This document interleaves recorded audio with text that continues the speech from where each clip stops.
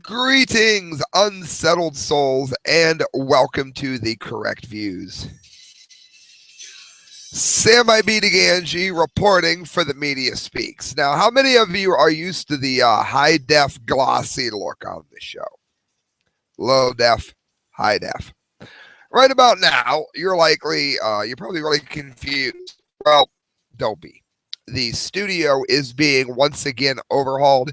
We're working on getting the graphics back up. We're changing the background. Basically, the studio isn't up and running. So I am doing the show exactly like this. How's that? And why? Because are you really here to see a professionally lit version of my pretty face? Or do you want the news? Because if you want the news, I got the news. If you want my pretty face, we'll work on it. Steve Watson, Prison Planet. I want to get into all things Garland because, how do I want to word this? I don't like going over things that everybody else has already gone over. For instance, when the Ferguson riots were going on, you heard it already. It's 4:30 in the morning Eastern Standard Time. I make my news so that when you wake up, you have all of the freshest commentary there is, regardless of what shift you work. It's been today for 4.5 hours. So, I mean, I'm first. I beat Rush. I like to give a moment for things to settle in, for the facts to be what they are. And then I like to go ahead and give you some commentary on it. And a few of these things regarding Garland have stood out to me. So we're going to cover those in order. Let me know what you think. I don't think there's going to be a lot here that I'm going to say that a lot of people are going to find offense to, unless, of course, you're a member of ISIS and you want to behead me. In a remarkable, this is from Washington Post, laments that Pamela Geller, who I call a hero, offers no apology after terrorists attacked her event. For those of you that don't know, Pamela Geller was in charge of an event that encouraged people to draw draw Muhammad, which is supposed to be this big taboo. We'll get to this in a minute, but I don't remember people having a big taboo when someone put the crucifix, the picture of Christ, in a bottle of piss. I remember people sticking up for it. My personal thoughts, and again, there's more on this later. If you put a crucifix in a container of piss, you're a moron. You're just an idiot. You're not even going to get a reaction out of me. Really, you're just an idiot. However, you should be free to do so because you're free to be an idiot. Well, it says, in a remarkable piece published on its website last night, the Washington Post lamented the fact that Pamela Geller, the organizer behind the Texas Draw Muhammad cartoon contest, has not offered an apology in the wake of the terrorist attack, nor should she. Really, nor should she. Under the headline, and there's links on this, event organizer offers no apology after thwarted attack in Texas. Post writer Sanya Soma, I think that's Somesh Eshkar, wrote that Geller knew what she was doing when she staged the controversial event. Well, it doesn't matter whether she was trying to make people mad or not. She has the First Amendment right to make anybody mad that she wishes. And if you don't agree with that, then you're simply wrong, and we don't really care, because that's what the First Amendment is, move to another country. If the contest was intended as bait, it worked, this idiot continued in the piece, accusing Geller of being almost gleeful that she'd been right after she had said the event organizers were prepared for violence.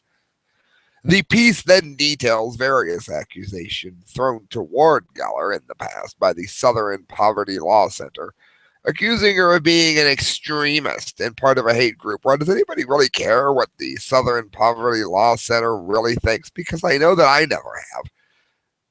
Geller responded to her blog writing, I offer no apology. What apology exactly do I owe for almost being murdered? I like her. She speaks like I do. If you don't like me, you probably wouldn't like her.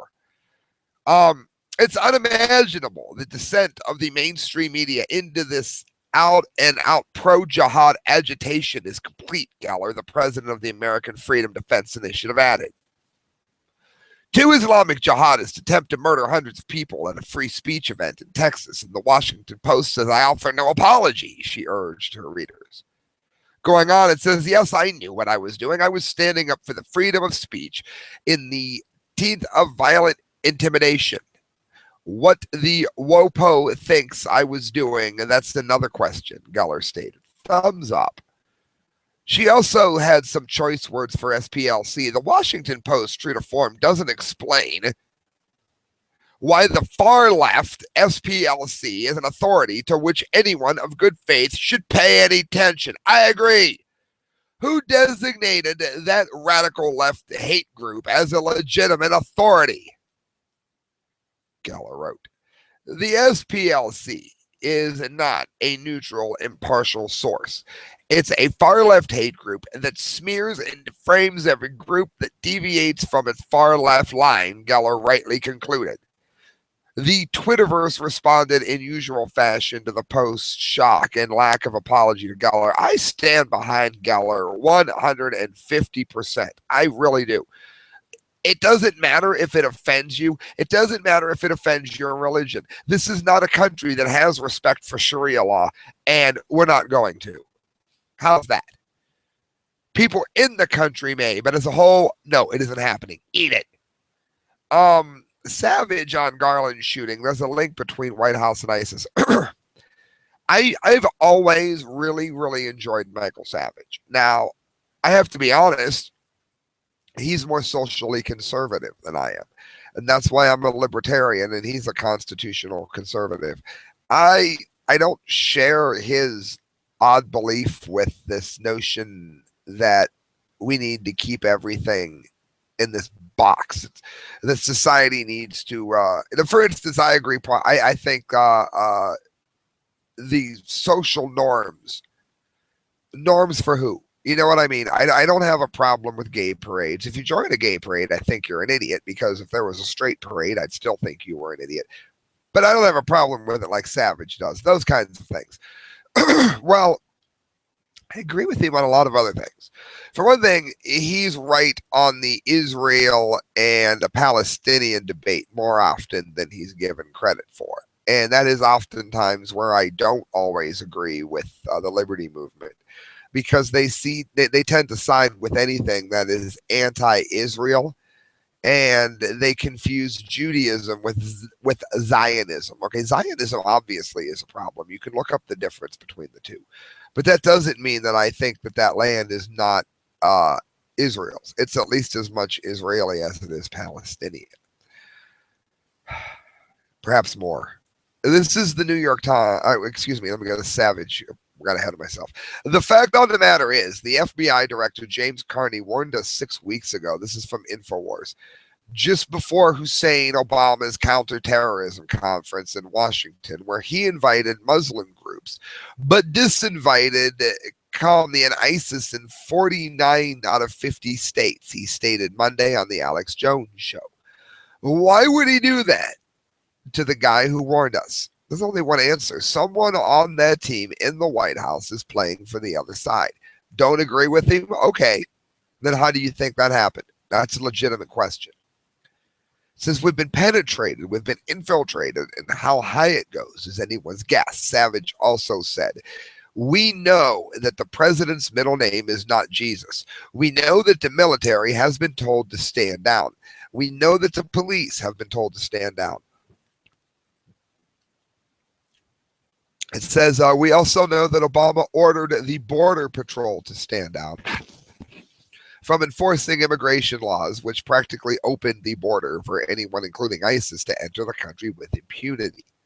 It doesn't matter, it says, whether it's drugs, bodies, or how large the group is. Our agents are being ordered to stand down by Border Patrol Management. Sean Moran, vice president of the National Border Council, told Breitbart in 2013, in case you think that Savage is lying.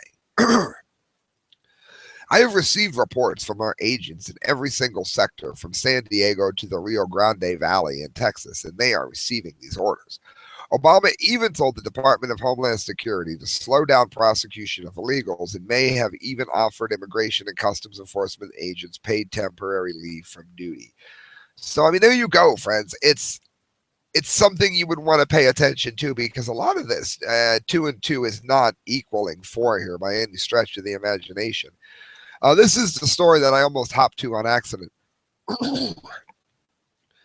This is from the Daily Caller, Alex Griswold. The New York Times loves blasphemy except when it targets Muslims.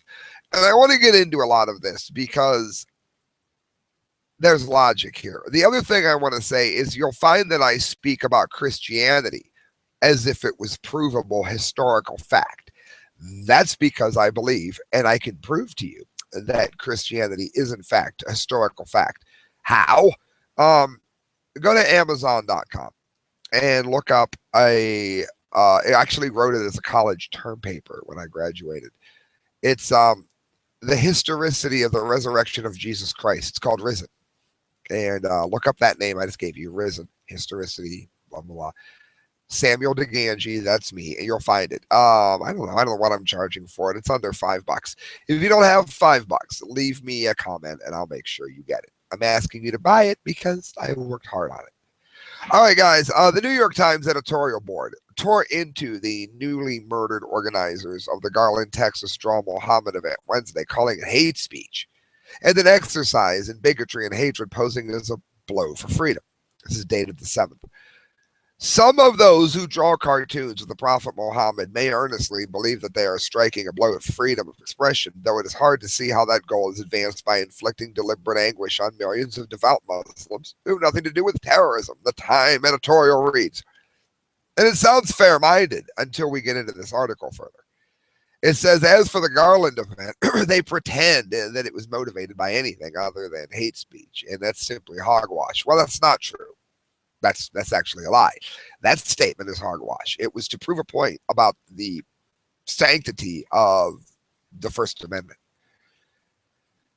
It's not shocking to see the Times taking a stance against inflicting deliberate anguish on millions of devout Muslims. Earlier this year, the Times pondered whether there were legitimate questions to be asked about whether there was a double standard in France allowing Charlie Hebdo to antagonize Muslims. Maybe Muslims just need to be a little bit less antagonizable. How about that? It says, obviously, there can be no but in condemning the murderous attack on Charlie Hebdo or the ideology that encourages murder in the name of religion. No, but they're going to add a yet. Not a but a yet. And where their but is. Yet there are legitimate questions raised about freedom of expression in this tragedy. Now, it would have been, but there are legitimate. So they did, in fact, add a but. They just have poor grammar. In the wake of the terror attack, it says French authorities began aggressively enforcements of law against supporting and justifying terrorism, including arrests of people who spoke admiringly about the shootings at Charlie Hebdo. Not surprisingly, their actions have raised questions of a double standard, one for cartoonists who deliberately insult their religion, when their cartoons are certain to antagonize Muslims at a time when anti-Muslim feelings are already at high levels in France and across much of Europe, and other of those who react by applauding terrorists. So it seems fair-minded, right? Well, let's go on with this article. He writes, and I've mentioned this earlier, but when Piss Christ, which was a photograph depicting a Christian crucifix submerged in urine, was created on a federal grant, that means your tax dollars, and exhibited at New York Stuck's Gallery, the Times really liked it. And they wrote, one of the few unintended benefits of the congressional outrage against Andres Serrano's scum is that he has brought widespread attention to a good artist. So it's okay to put Christ in piss, but it's not okay to put Muhammad in piss? Bullshit. His photographs are indeed provocative. Yeah, well, Christ never slept with a 12-year-old. They're also serious art. These religions' emblem enveloped in dreamy golden haze without the title, or there would be no way of knowing the liquid it was. Oh, that justifies it. Suggests that arty images and mass production of religious souvenirs that have been partly responsible for the trivialization and exploitation of both religion and art. Not true. Not in the way he's saying it. It is possible to see Mr. Serrano, the scummy artiste, use of bodily fluids as pure provocation. Well, yet what Geller did was pure provocation, but this isn't. You notice that Geller, they said, deliberately baited the Muslims.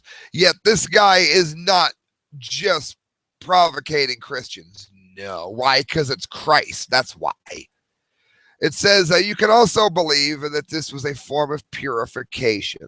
The fluids, because they don't want to say urine, make us look at the images harder and consider basic religious doctrine about the matter and spirit. So if you put a clay statue of Muhammad in a jar of urine, then those fluids will make you look at the image harder, right? New York Times. That's what they said. It's reading it to you. Unless, of course, is it just Christians? Is that what it is, you bigoted bastards? It says people may agree or disagree with him, or they may question his belief in photography. But how can anyone find it? His work is just obscenely and disrespectful. Well, what if you did it to Muhammad then? What if you did it to Buddha? So it is hard to believe that anyone whose faith is searching and secure would not be grateful for what Mr. Serrano has done. Well, then fine, and I'm just as grateful for what Miss Geller has done. Eat it!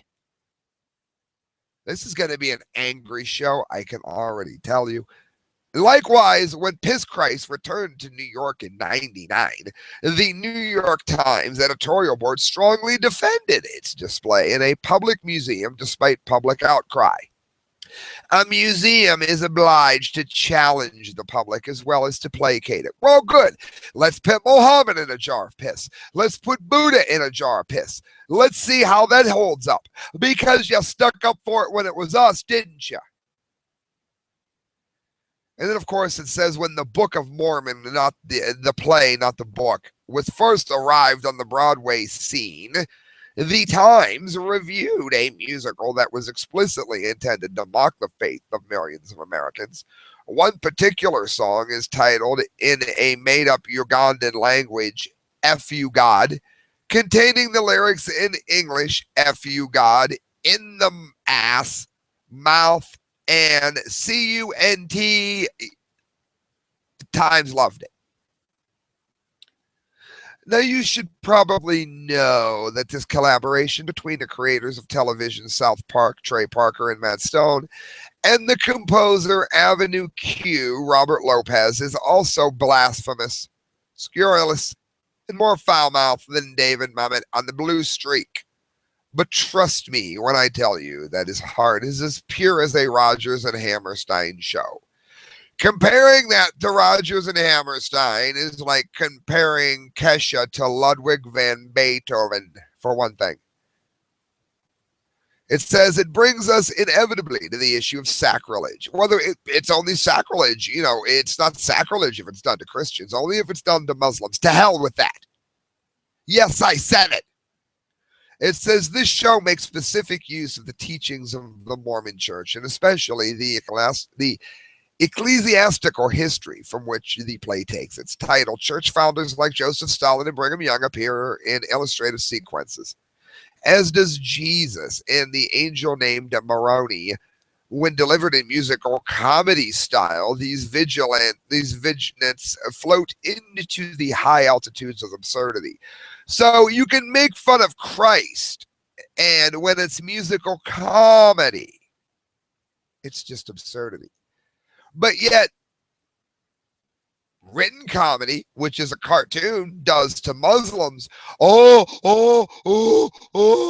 hell with that. I don't have any respect for it at all. It says the major point in the Book of Mormon is that when looked at from a certain angle, all the forms of mythology and ritual that allow us to walk through the shadows of daily life and death are there on some level absurd, and that makes them both valiant and glorious. Well, then fine. The major point of drawing Muhammad is that when looked at from a certain angle, all of the forms of mythology and ritual that allow us to walk through the shadows of daily life and death are then the same thing. Eat it! And I'm no big supporter of Mormon because it's the most unfactual religion on the face of the planet. My point is, you make fun of everyone, and it's fine, but we're supposed to put Muslims on some certain level. Well, guess what? It isn't happening. And we're not going to capitulate to you. And it goes on to mention when Death of Klinghoffer was an opera depicting the murder of a wheelchair-bound Jewish man. It was taken off, and the New York Times said that the play should have been allowed to go on. Again, proving that anytime it's done to Christians, it's just fine to treat them any way they want. Well, what's good for the goose is good for the gander. I'm sorry, let's draw Mohammed.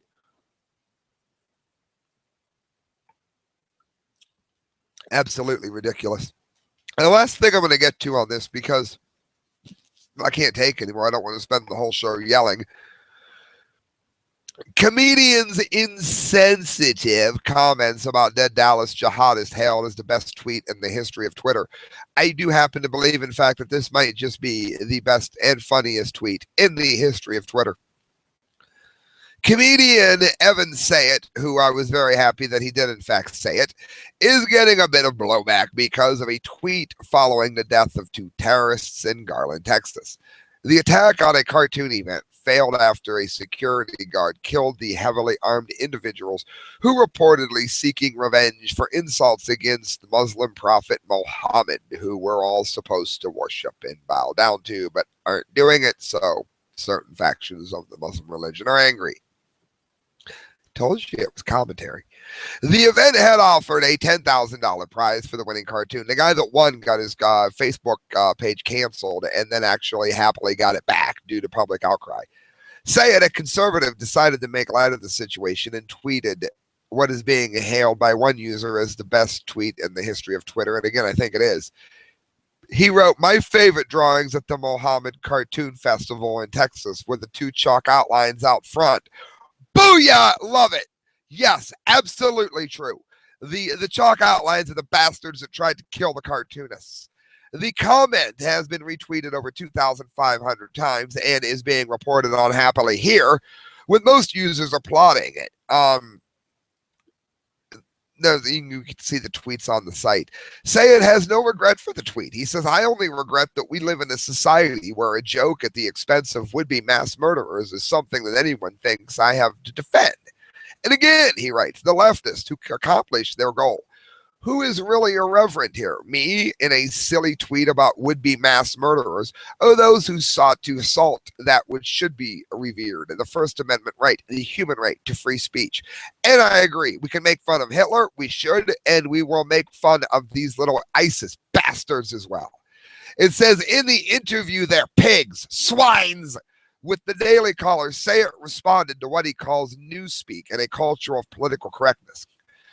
Political correctness, which is just a euphemism for the totalitarian concept of newspeak written about in the Orwell in 1984, and make sure if you haven't read the book, you at least see the movie, has nearly destroyed comedy in the same way that it has nearly destroyed education, journalism, and the other fields with the powers that are on the left, Sayet told the DCNF.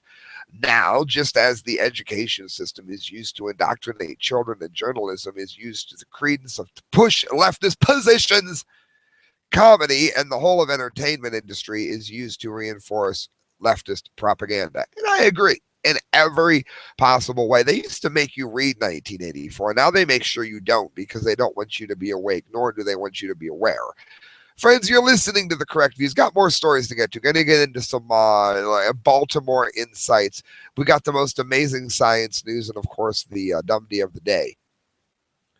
I just wanted to say real quick that this is brought to you by Sticker Junkie. Do you give maybe a rough idea of maybe what you kind of want your stickers to look like?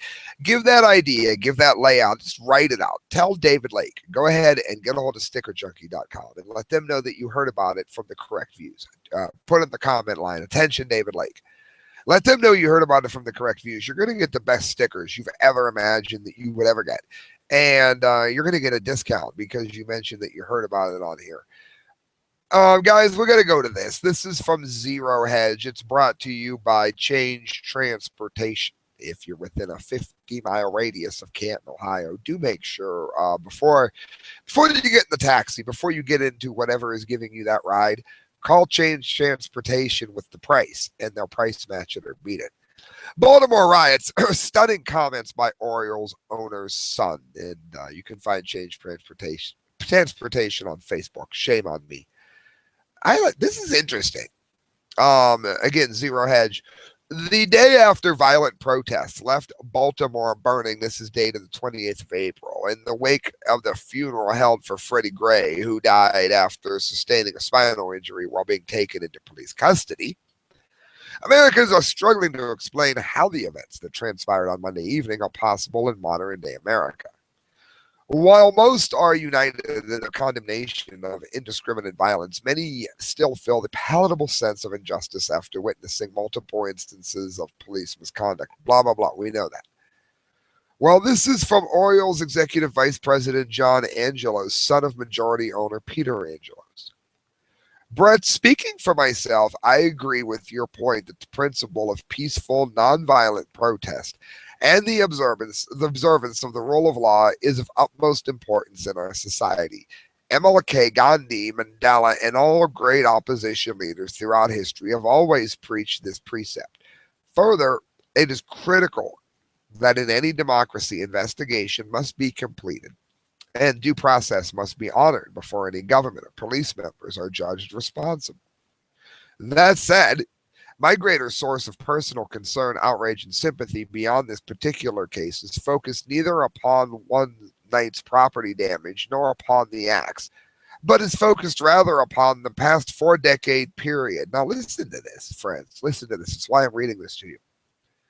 The past 4-decade period during which the American political elite have shipped middle class and working jobs away from Baltimore and cities and towns around the U.S. to third world dictatorships like China and others, plunged tens of millions of good, hardworking Americans into economic devastation, and then followed that action around the nation by diminishing every American's civil rights protections in order to control an unfairly impoverished population under an ever-declining standard of living and suffering at the butt end of an ever more militarized and aggressive surveillance state. Let me pause for a second and let's analyze what he's saying, because he has a point here. I mean, for those of you that say I don't do enough commentary, well, I'm glad you said that because I'm about to do something. And then we'll finish this article in a minute, but let me say something here. That is a very important point. They have taken our good paying jobs that people in the coming up from the maybe less than middle class neighborhoods, they would get a job in a factory on a low level position somewhere, and they would then get raises and they would move up the ladder. We all know the story. To save money, our country allowed the owners to move the jobs away from the country and into other nations that are paying slave wages, like $1 a day. A bowl of rice, as Jello Biafra says. $1 a day for people to do the jobs that they were making 15, 20 bucks an hour here to do. Don't give me the idea that this is free trade. This is not free trade. This is suicide. And I'll tell you why. Not all currencies are equal, and not all civil rights are evil. And libertarianism doesn't really work if things are stacked with a lot of bureaucracy and a lot of BS. Well, that's very much the case when you're dealing with outsourcing. Do you understand that? You can't pay somebody $1 a day by taking the factories out of the country without creating dreadful ghettos in that country that lost those jobs. And in those ghettos brew the kind of hatred that does not know color and does not know race, but it does know poverty, desperation, and a lack of self-worth, which is what we all get when we are in a position when we do something day in day out that we don't believe in, or that we can do nothing at all, because even that mundanality has been sent out of the country. That's very important. He's saying that a lot of this is due to the greed that we let happen of outsourcing, and this can be reversed. You can greatly penalize countries or companies that leave the country and do these sorts of things. There's lots of other very tangible solutions to this. And obviously, this has been a nightmare created by NAFTA and Clinton, Bush, Obama. They've all supported this. That has, I just spelled out to you how it's destroyed entire cities and have devastated the middle class and ruined upward mobility. It's true. It's absolutely true. The innocent working families, he goes on, of all backgrounds, whose lives and dreams have been cut short by excessive violence, surveillance, and other abuses of the Bill of Rights by government, pay the true price, the ultimate price, and one that far exceeds the importance of any kids' games played tonight or ever at Camden Yards. Again, you got to remember that the animals were tearing up the city, so they played a closed game, the only closed game in baseball history. The Orioles did. It says we need to keep in mind people are suffering and dying around the U.S. And while we are thankful no one was injured at Camden Yards, there is a far bigger picture for poor Americans in Baltimore and everywhere who don't have jobs and who are losing economic, civil, and legal rights. And this makes inconvenience at a ball game irrelevant in light of the endless suffering government is inflicting upon ordinary Americans. Government is doing worse to us than that is even imaginable. They are the ones who have mailed these jobs out. They are the ones who has allowed this to happen. They are NAFTA. They are outsourcing. They are the people that want a one world currency. They are the mega banks. They are the central planners. I can name names if you want. Says not exactly what the U.S. Department of Truth wanted to hear. Yeah, I bet, because it was the truth. God bless that man. Listen to this. This is a current Nemo InfoWars. Candidate Clinton blames Baltimore riots on income inequality. But Sam, isn't that what you just said? Well, yeah, but you have to remember the Clintons created income inequality as we know it today. It says a president wannabe, and hopefully won't be, Hillary Clinton toted the Democratic Party line on income inequality and race today in response to the Baltimore riots. Our goal, says Hillary, must be truly inclusive and lasting prosperity that's measured by how many families get ahead and stay ahead, Clinton said in a speech billed as the first major policy address of her presidential campaign. She finally came out for something. Remember, she got a standing ovation from a room full of journalists for not answering any questions. And you're going to tell me they're not playing softball with this wretched woman? It says, how many children climb out of poverty and stay out of prison? How many young people go to college without breaking the bank? Well, I didn't, but a lot of it was due to her and her family. Proposals suggested by Clinton include establishing policies designed to improve relations between black communities and police and reforming sentences for drug possession. Well, I look awful white, and I'll probably never be able to pay off my student loans. So she's making it a racial issue. Why? It says it should be remembered that Hillary's husband, President Bill Clinton, was responsible for carrying the drug war torch initiated by his predecessors and creating the current situation that has benefited the prison industrial complex and led the way for the establishment of high-tech surveillance state. What does that mean? A lot of the people in the inner city are dealing with this war on drugs as if it's not up to us what we put into our own body. If you harm somebody once you've put something into your own body, then it's a different ballgame. But this war on drugs has affected the black community and the poor community, regardless of color. It's Bill Clinton's policies that led to this, the Clinton family policies that have led to this. And now she is going to claim that it shouldn't be happening.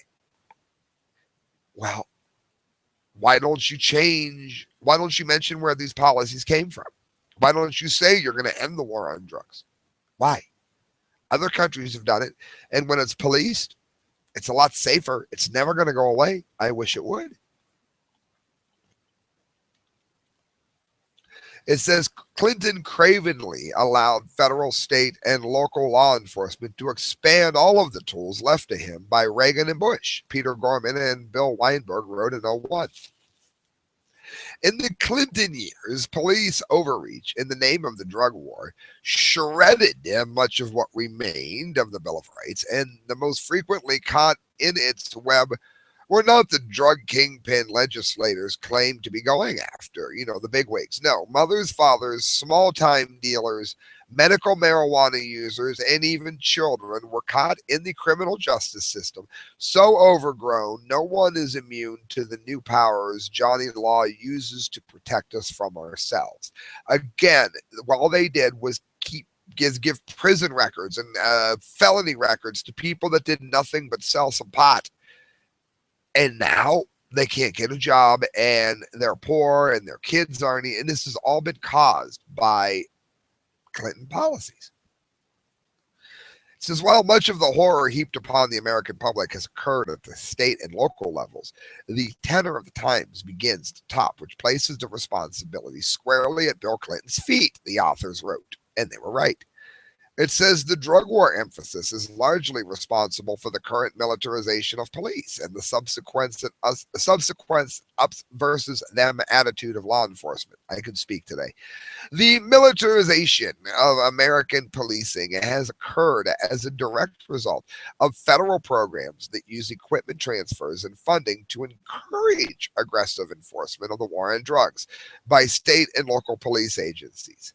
It says Clinton did not address the deleterious social and economic effects of the drug war. She did not mention the fact that her husband adopted and expanded the drug war. She did not talk about how this fact has imperiled the constitutional rights of Americans or how it has damaged the economy as states and federal government continue to waste billions on the ill-fated and misguided efforts. In 2014 alone, more than $51 billion was spent on the drug war.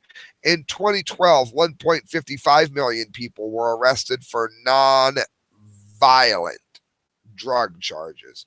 And of those, 749,825 people were arrested for marijuana. Oh my God, the end of the world, you smoke weed. Since 1980, 25.4 million Americans have been arrested on drug charges. And that number's a third of which are black. So who has done this to these largely black people? Mrs. Clinton. Not Ron Paul, Mrs. Clinton. As a matter of fact, Ron Paul, who so many people called racist, wanted to end these things that would have helped the poor community and the black community. Any community that's poor. I don't want to get baited into this color BS. It says the government's drug policies are unequivocally undermined basic civil rights and gutted the constitutional amendments. It's not coincidental that much of the eroding of civil rights in the war on terror came directly from the war on drugs. So the Clinton believes that toting the banner of the issue of the Democrat Party's so-called income inequality will sway the party's voters and lead her to the White House in 2016. Left unmentioned by the corporate media, but not us here at TCV.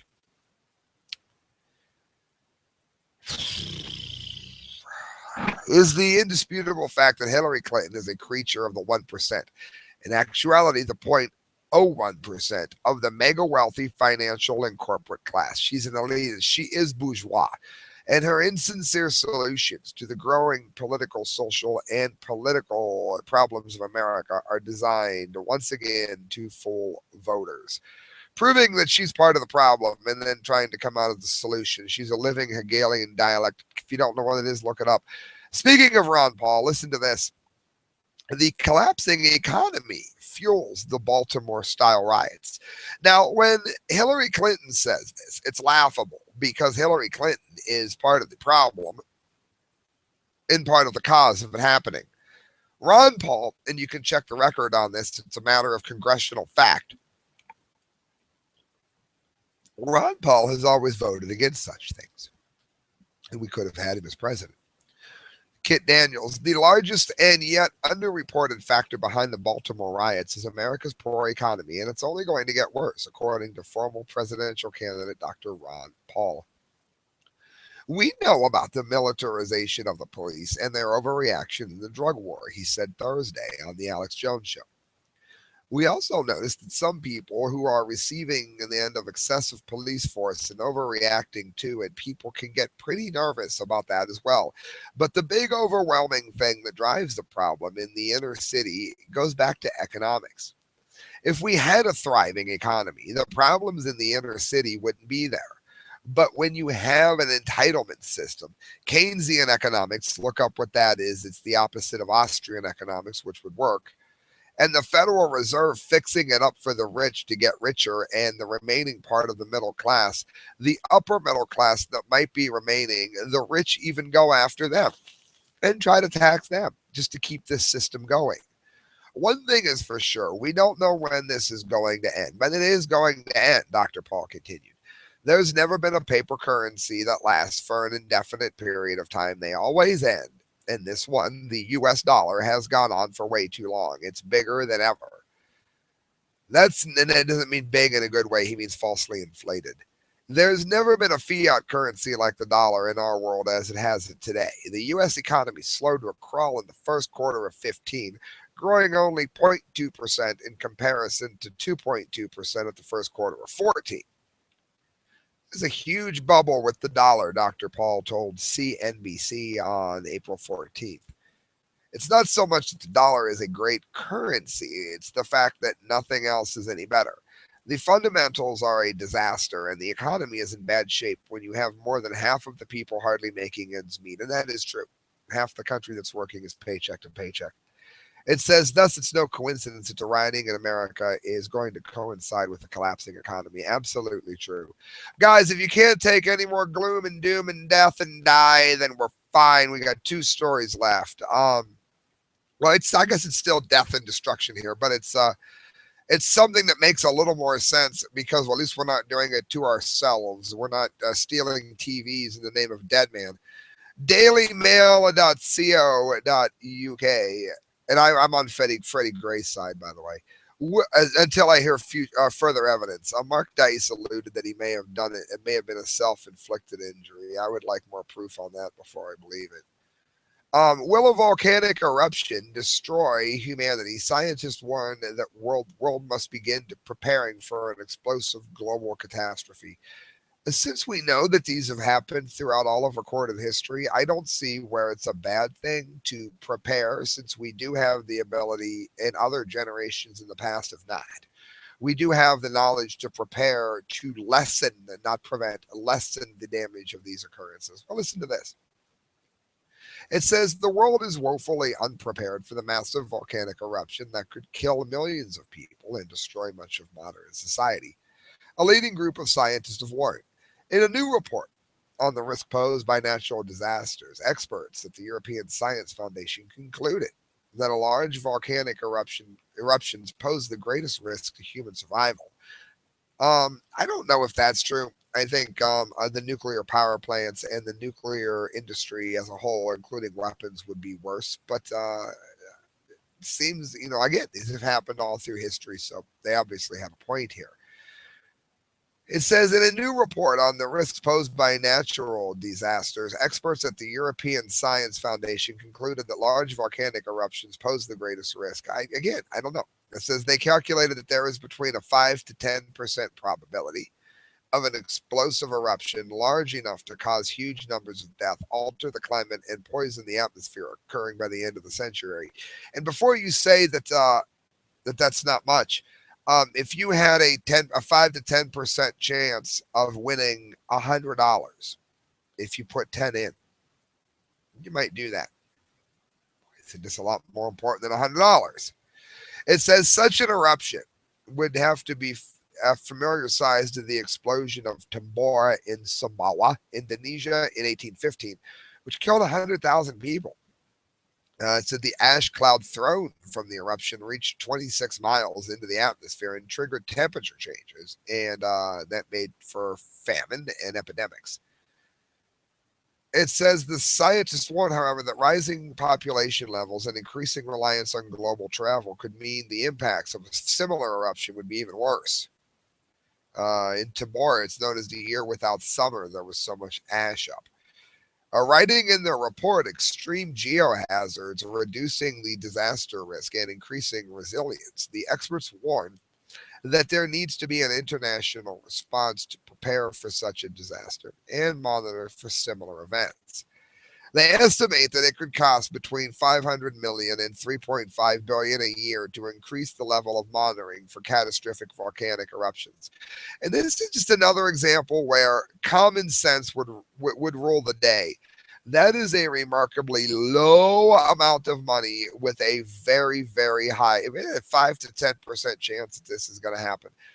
I just gave to you the amount of money we spend on the war on drugs. If America stopped the war on drugs for 1 year, they would be able to pay for this. And it would, again, it's happened all through history. But no, we're going to jail people for smoking pot.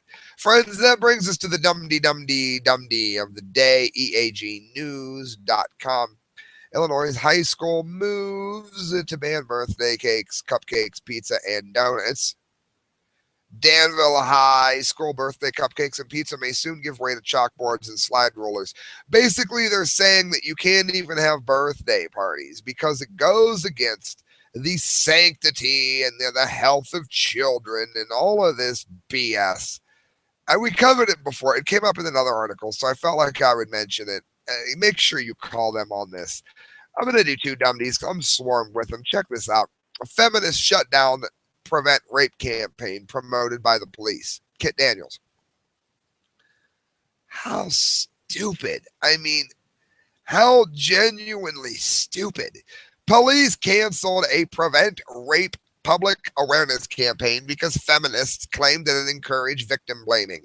Defending yourself and learning how to defend yourself and teaching women how to defend themselves is victim blaming.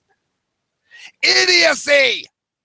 The campaign by the Sussex, UK police featured posters hung on the walls of female restrooms at nightclubs stating that many sexual assaults could be prevented if women stick together during their nights out. Well, guess what? If you have a large group of women and men, it's because of the way they're built, are bigger. It's victim blaming to tell them to stick together. How does this even, what is wrong with our world? It says it's sensible advice to any right-thinking individual. However, the usual array of feminists, fundamentalists took great issue with it. Theodore Gumbrell with Return to Kings reported. That's why they're getting the dumdy of the damn day. Take issue they did, forcing police to pull the posters all together. So now people are going to get, probably raped because of what the feminists did. It says this kind of messaging, while it can be well-meaning, plays into hugely problematic victim blaming within our society, which can make victims of sexual offenses feel unable to come forward for fear that they will be blamed for what happened. Let me tell this idiot, this is a dumbass British feminist, Laura Bates, as in Master Bates, that told The Guardian. Laura masturbates, focusing on victim behavior prevents us from placing the blame where it belongs with the perpetrator alone. Let's all refer to Laura Bates now as Laura masturbates. How's that? Because she just gets herself off by yakking with stupidity. Let me tell you what, I took martial arts because there are crazy people in my neighborhood. Look up 44703. Crazy people in my neighborhood. Jumped me my whole life growing up. I took martial arts, shout out Victory Asian Arts, to learn how to defend myself. It's not victim blaming. Someone saying, hey, Sam, why don't you learn how to fight? That's not blaming me for being the victim. It's teaching me how not to be a victim. You dumbass, Laura masturbates. Glow switch mother, British feminist, echoed a similar sentiment. We are told to think of ourselves as laptops, as unlocked doors, as open wallets, as property that anyone might take unless locked away safely. That's the way everyone is, you stupid ass. We're all like that. That's why we learn to defend ourselves and learn how to stay in groups, you moron. Even wolves know better than you.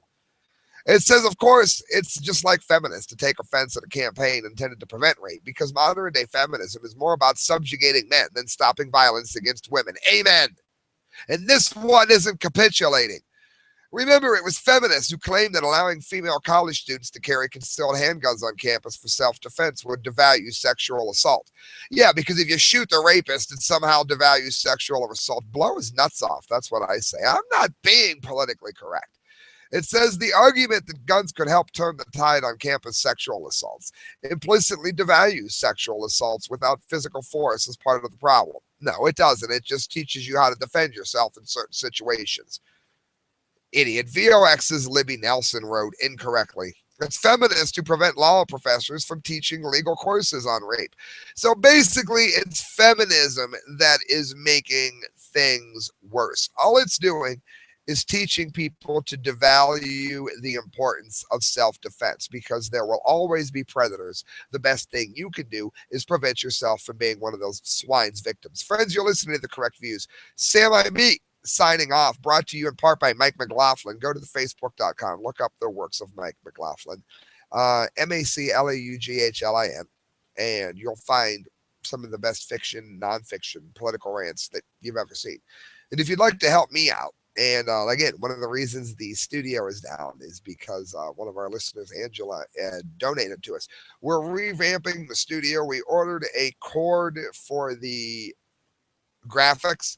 The cord is in limbo in China, and it should be here within 2 weeks. Does it really take 2 weeks to send something from China?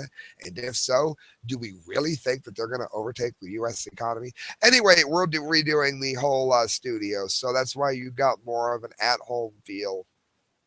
Guess what? You got the news, you got the commentary, and I'm out. Go to thecorrectviews@hotmail.com and donate to me. Every penny you give to me goes towards a better show, even if China makes that take 2 weeks.